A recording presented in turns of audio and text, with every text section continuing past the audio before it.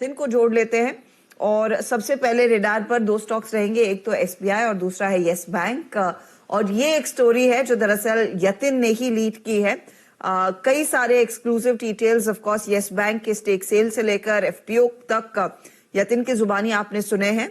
अब एसबीआई कब तक निकलेगा उस पर भी लोगों की नजरें अब आ रही लगी हैं।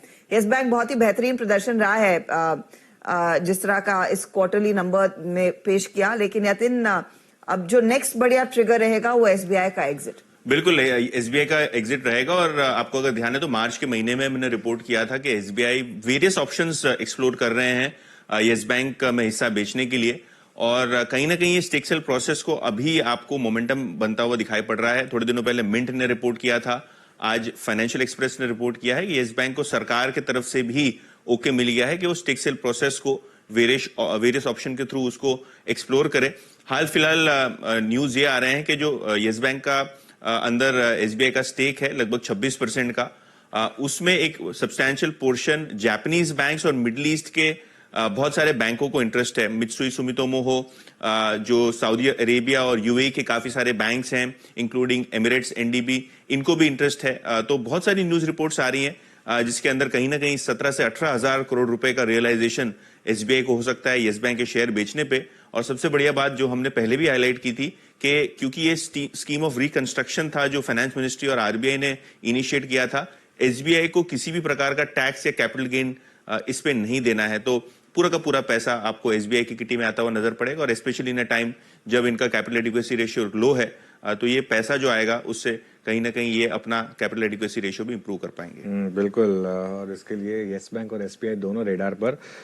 लेकिन यतिन, बाकी के स्टॉक्स ऑफ द डे क्या रहेंगे? स्टॉक्स ऑफ द डे में ऑब्वियसली यस बैंक और एसबीआई के अलावा बीएसई 20% लोअर सर्किट पे खुला, क्योंकि एसबीआई के सेबी की तरफ से इनको एक नोटिस आया कि जो ऑप्शंस हैं उसकी जो सेबी चार्जेस हैं वो नोशनल टर्नओवर पे होगी, ना कि प्रीमियम टर्नओवर पे। तो कहीं ना कहीं ये जो कैलकुलेशन में डिफरेंस आ रहा है 100 करोड़ के ऊपर का, अलग अलग ब्रोकरेजेस अलग अलग अजम्पशन कर रहे हैं, लेकिन ये जो अमाउंट है इस पे 15% ब्याज भी देना पड़ेगा, और कहीं ना कहीं आगे आने वाली अर्निंग्स पे भी इसका इंपैक्ट होगा।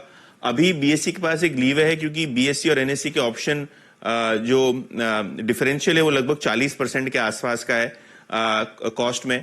तो वो बीएससी को अगर प्राइस हाइक लेना है तो शायद ये ब्रिज गैप हो पाएगा, नहीं तो अर्निंग्स पे असर होगा, ऐसा ब्रोकरेजेस का मानना है। और इसके बाद स्टॉक में 15% का डाउनसाइड, और इसी तरीके से 5% गैप डाउन होता हुआ दिखाई पड़ा है अपोलो हॉस्पिटल, क्योंकि इनकी जो हेल्थ केयर कंपनी है इसके अंदर वैल्यूएशन से जो मार्केट एक्सपेक्ट कर रहा था उसके कम पे ये ट्रांजैक्शन होता हुआ नजर पड़ा है। लगभग एक $1.75 बिलियन के आसपास का ये ट्रांजैक्शन था, और मार्केट $2.5 बिलियन की वैल्यूएशन पकड़ के चल रहा था हेल्थ केयर कंपनी की।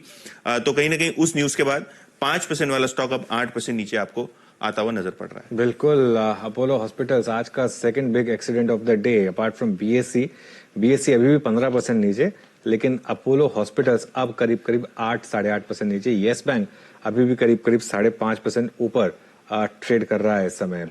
एक क्विक व्यू लेते हैं यस बैंक के ऊपर, फिर प्रधानमंत्री मोदी का एक और चंक सुनेंगे। Hemant, yes bank second thoughts बनते हैं यहाँ पर? देखिए, बेहतरीन परफॉर्मेंस रही है बैंक की, और जिस तरह की अभी करंट इकोनॉमिक कंडीशन है, अगर कंपनी की फाइनेंशियल परफॉर्मेंस अच्छी है और बैलेंस शीट में अगर थोड़ी सी स्ट्रेंथ है तो फंड रेज वगैरह काफी अच्छा और इजी हो सकता है। नो डाउट एक अच्छी जर्नी रही है, बट मुझे लगता है कि अभी भी थोड़ा सा इसमें अपसाइड है because of the way they have turn around things. तो मुझे लगता है कि एक 35 रुपीज तक का अपसाइड दे सकती है। मे बी थोड़ा सा पॉज होगा, it will not be a one way kind of a ride, but definitely एक पॉजिटिव बायस के साथ इसमें काम किया जा सकता है।